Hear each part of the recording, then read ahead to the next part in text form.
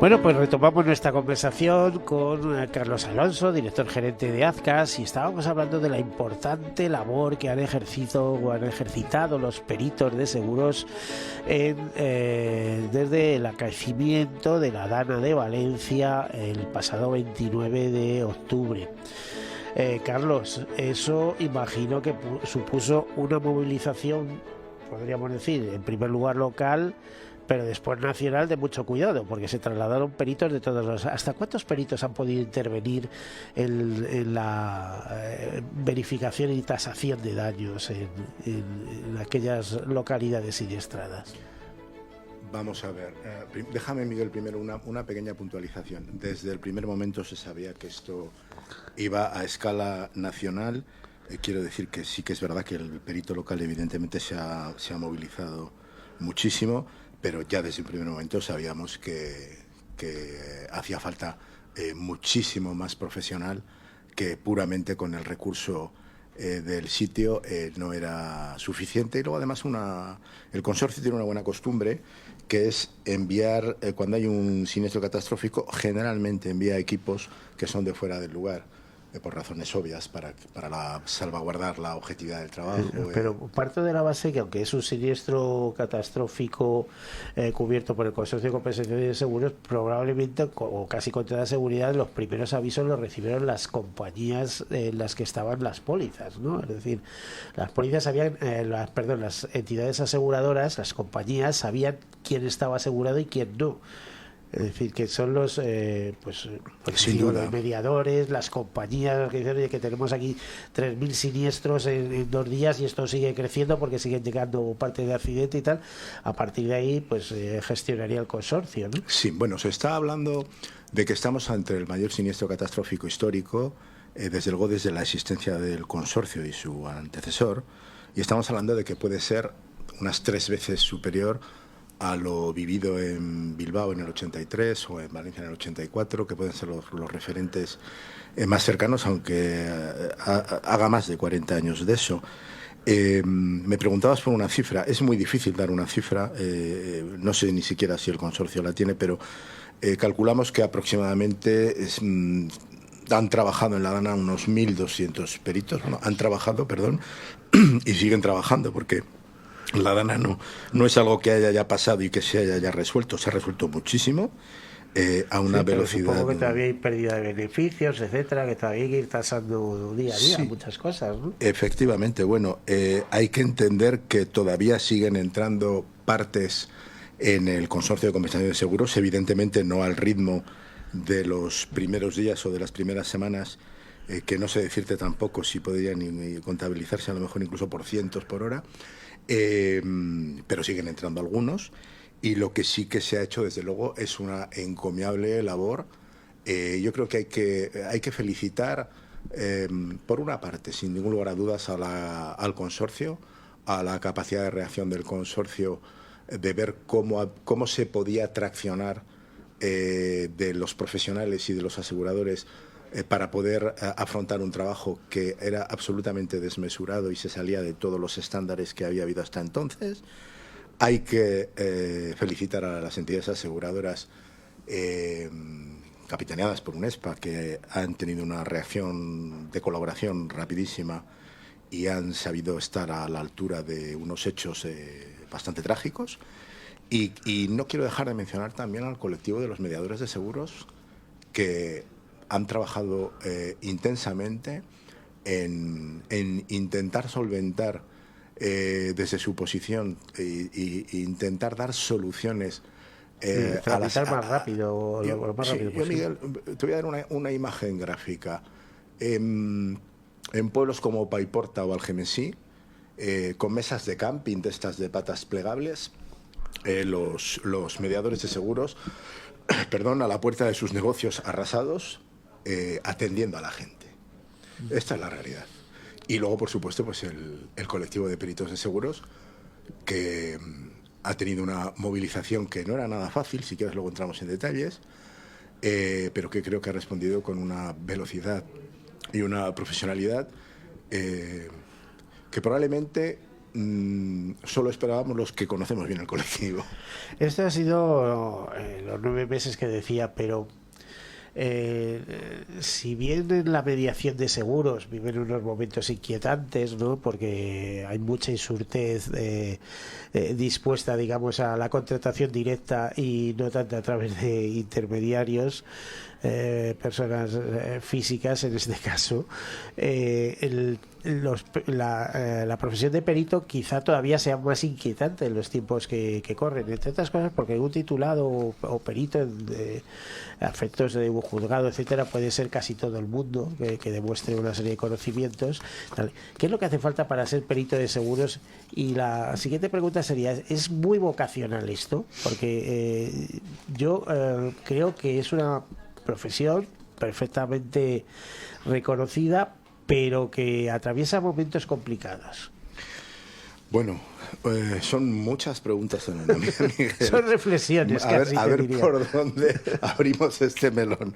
Lo primero, ¿qué hace falta para ser perito? Bueno, pues para ser perito, primero tienes que tener el conocimiento técnico de lo que vayas a peritar, y si lo que vas a peritar entra dentro de las competencias de una profesión titulada, evidentemente tienes que tener la titulación académica correspondiente, que en el automóvil puede ser lo que era hasta ahora las ingenierías técnicas industriales, las ingenierías superiores, evidentemente. Ahora ya solo hay unas ingenierías, esto está unificado. La formación profesional de segundo grado, que tiene un grado especializado en automoción. En IRD pues te puedes encontrar para los siniestros que tienen reserva. La gente no va a saber lo que es incendios, accidentes, riesgos diversos.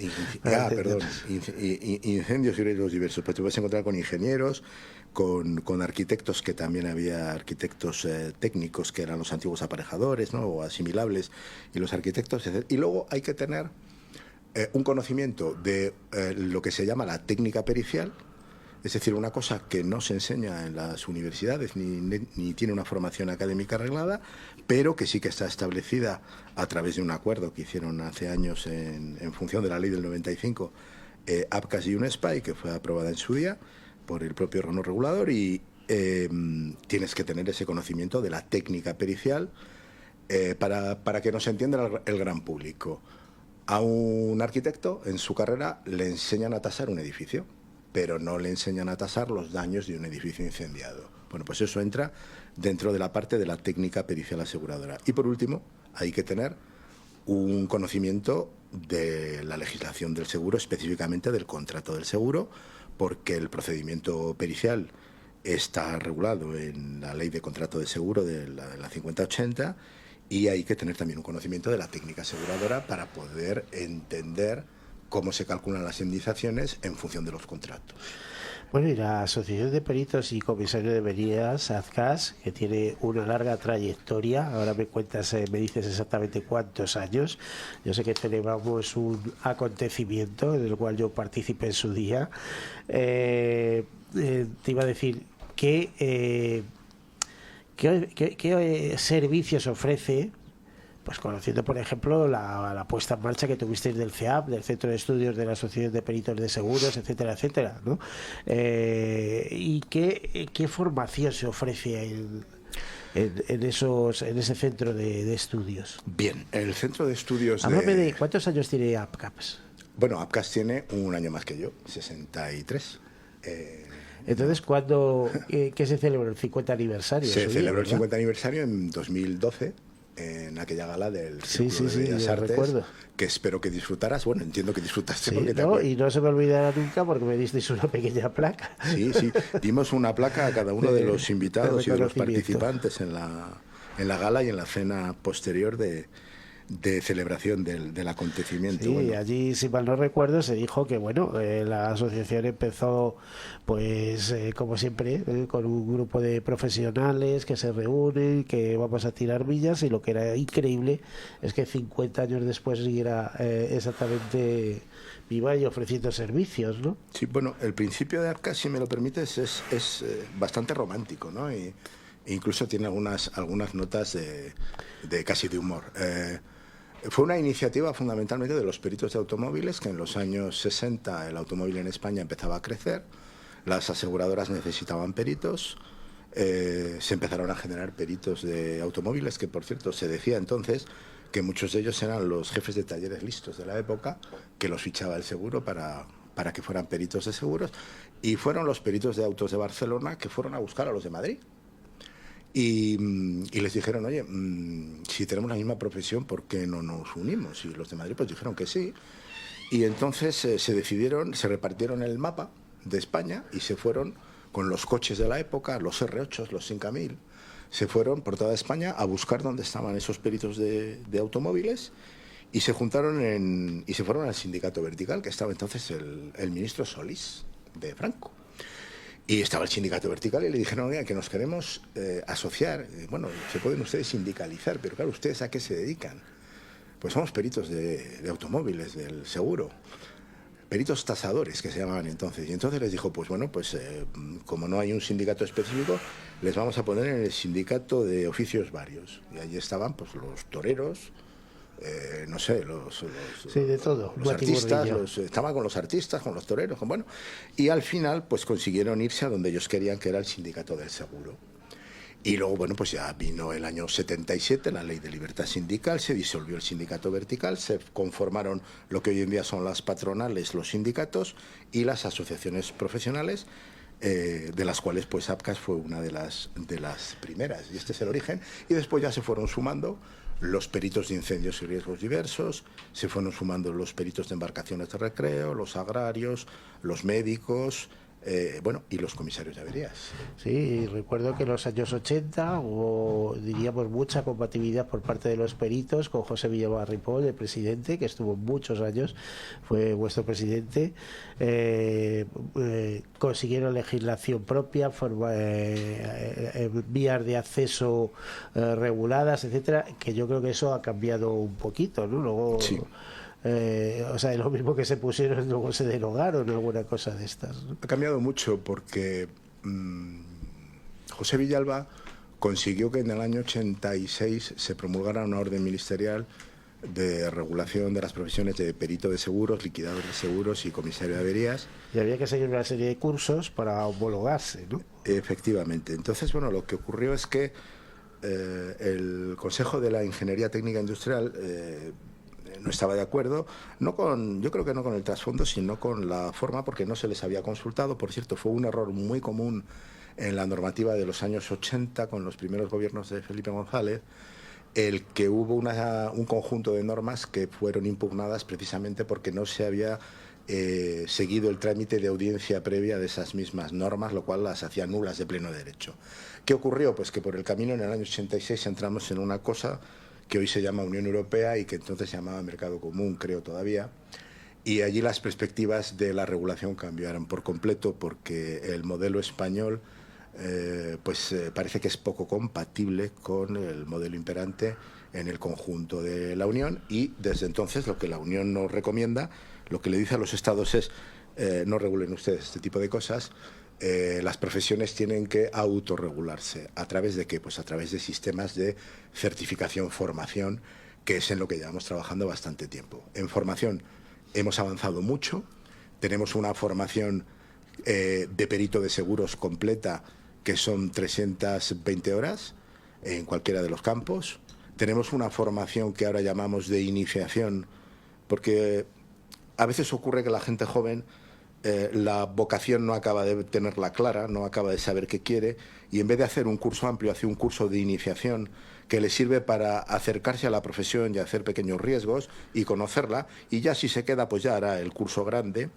Y hay una formación continua, como en cualquier profesión que se precie, para que los profesionales sigan al tanto del día, de lo que es la profesión, de los cambios tecnológicos, de los cambios en el seguro, de los cambios legislativos, porque hoy en día nada está quieto y el profesional que se para va para atrás. Hay que ir al ritmo de los tiempos. Qué complicado, por otro lado. Yo me acuerdo que en un determinado momento hubo grandes consultoras internacionales que os ofrecieron colaboración y llegasteis a incluso hacer algún tipo de acuerdo. No sé si es verdad o no, o se llegó a materializar o no, en materia de formación, quiero decir, ¿eh? Pues me tienes que dar más pistas, Miguel, porque no acabo de caer, pero el problema general que tenemos en el mundo pericial ¿Es un perito o es un autónomo o es una empresa? Claro, ¿no? es que tenemos un colectivo que es una profesión muy reducida numéricamente. A ver, para que os hagáis una idea, en España hay unos 320.000 ingenieros técnicos industriales colegiados, en APCAS hay 2.000 asociados y puede haber aproximadamente otros 2.000 peritos en el mercado.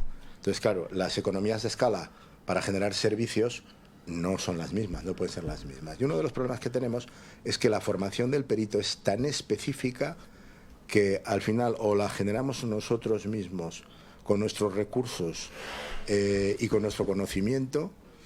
Nos es muy difícil el importar know-how de otros sitios para poder dárselo a los peritos. Es verdad que importamos conocimiento en tecnología y importamos conocimiento en avances aseguradores, por entendernos, en los cambios que hay en el seguro, pero a su vez hay que filtrarlos para hacer la formación específica del perito, porque el perito además te demanda una formación, bueno, como cualquier colectivo hoy en día, muy práctica.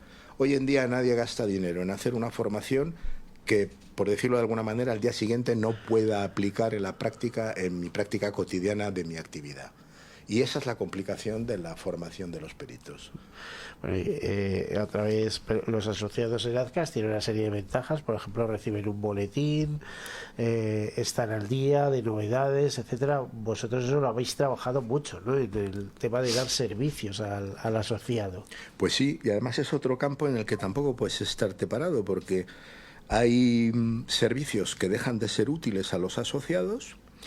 Y sin embargo hay otros servicios que hay que ir trabajando en ellos, que son muy importantes, sobre todo además desde la asociación, llevando las luces largas, la visión de por dónde van los tiros y hacia dónde va la profesión y qué tienes que ofrecer, no solo hoy, sino qué vas a tener que ofrecer mañana y pasado mañana. ¿Existe el temor a que, por ejemplo, la inteligencia artificial desplace la labor del perito?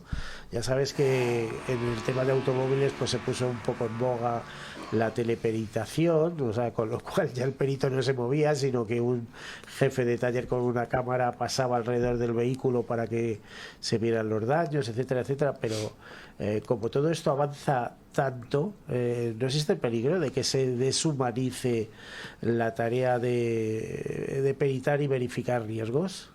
A corto plazo, rotundamente no. A largo plazo, creo que no es capaz de hacer cábalas hoy en día nadie. Y yo, desde luego, no soy la persona más indicada para hacerlas. Estamos trabajando en la implantación de la inteligencia artificial.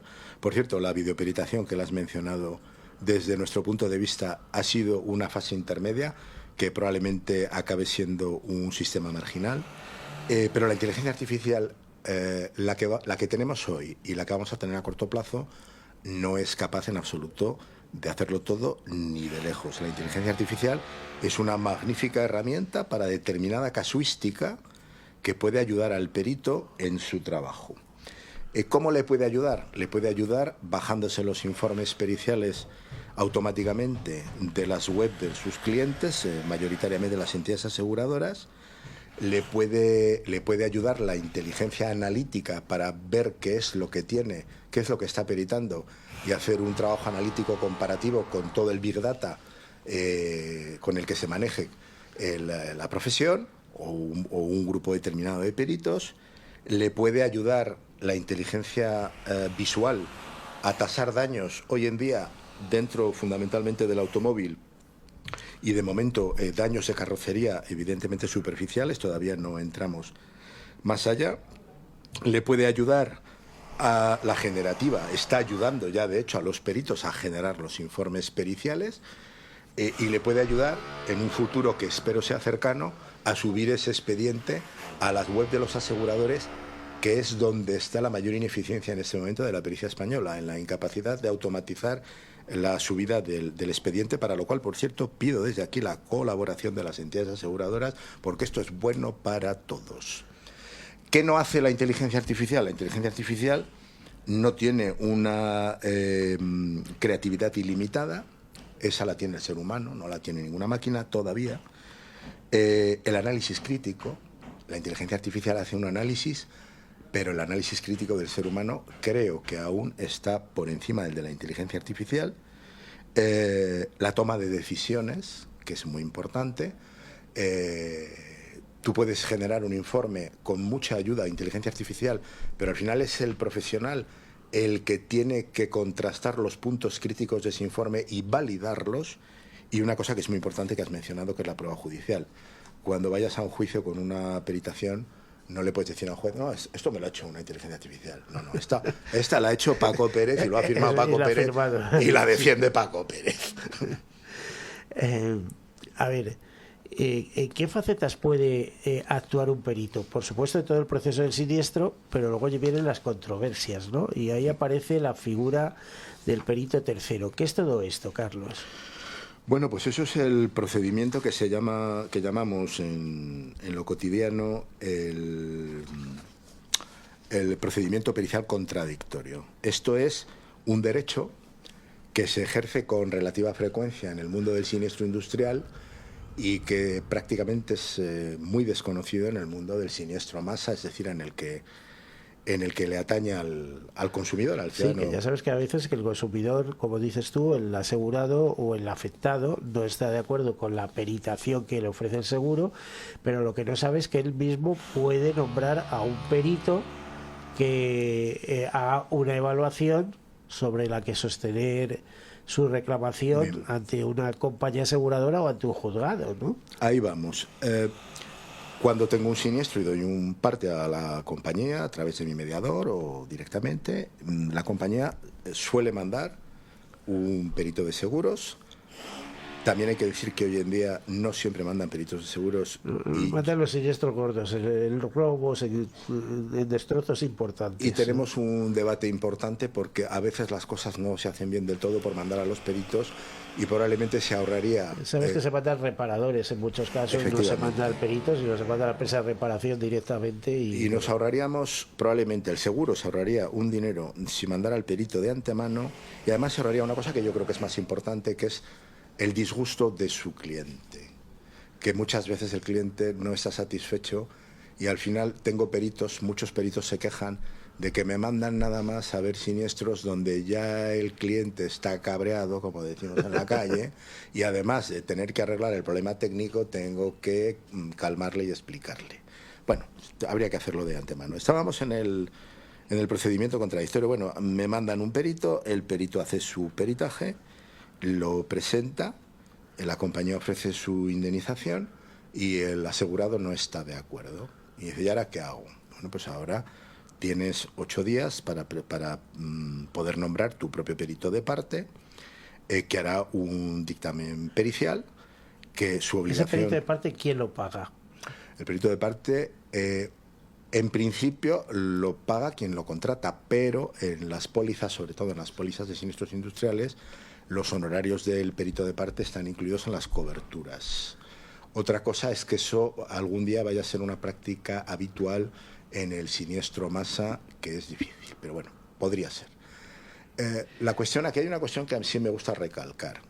El perito de parte puede coincidir con el perito de la aseguradora, que es el primero que normalmente llega, o puede no coincidir. Y hay quien te dice, bueno, pero si son peritos y aplican criterios técnicos objetivos, ¿cómo es que pueden no estar de acuerdo? Pues igual que 2 médicos pueden no estar de acuerdo, 2 juristas pueden no estar de acuerdo. Las profesiones son las profesiones y cada maestrillo, como dice el dicho, tiene su librillo. Si están de acuerdo, pues las 2 partes aceptan el dictamen conjunto, se liquida y no hay más problema. Que no están de acuerdo y no consiguen acercar posiciones, se nombra un perito tercero. Normalmente el perito tercero, lo ideal es que se nombre por acuerdo de las partes, y si no, pues hay un sistema judicial o notarial de nombramiento de ese perito. Y ese perito, su primera misión, que esto es muy desconocido, no es generar él un tercer dictamen. Su primera misión es acercar el dictamen de ambos peritos de las partes, si es que es posible.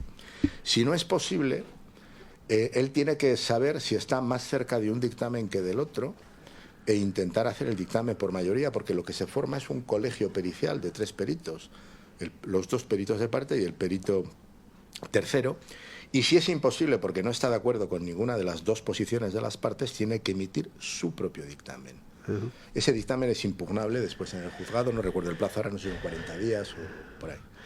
Bueno, queda claro, Carlos, estamos en los 2 últimos minutos de programa, así que te rogaría que nos des una impresión sobre el futuro de esa profesión de peritos tasadores de seguros y su impacto en la sociedad. Ya nos has dicho que no ves que vayan a desaparecer a corto plazo por muchas innovaciones tecnológicas que se produzcan, ¿no? Me has dado 2 minutos. No quedan ni 2 minutos. Tenemos que hacer uno de 2 horas, muy rápidamente. La profesión de perito de seguros, yo llevo 32 años en APCAS escuchando que va a desaparecer. No creo que vaya a desaparecer. Lo que sí que está haciendo es transformarse profundamente.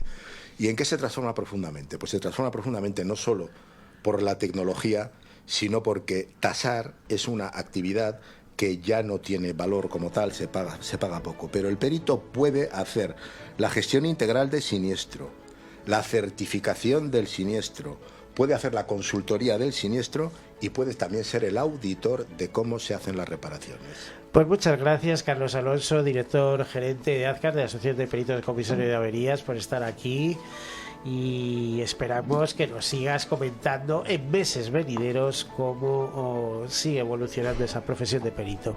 A todos ustedes, desearles una feliz semana, que no pasen demasiado calor y, como siempre, sean seguros.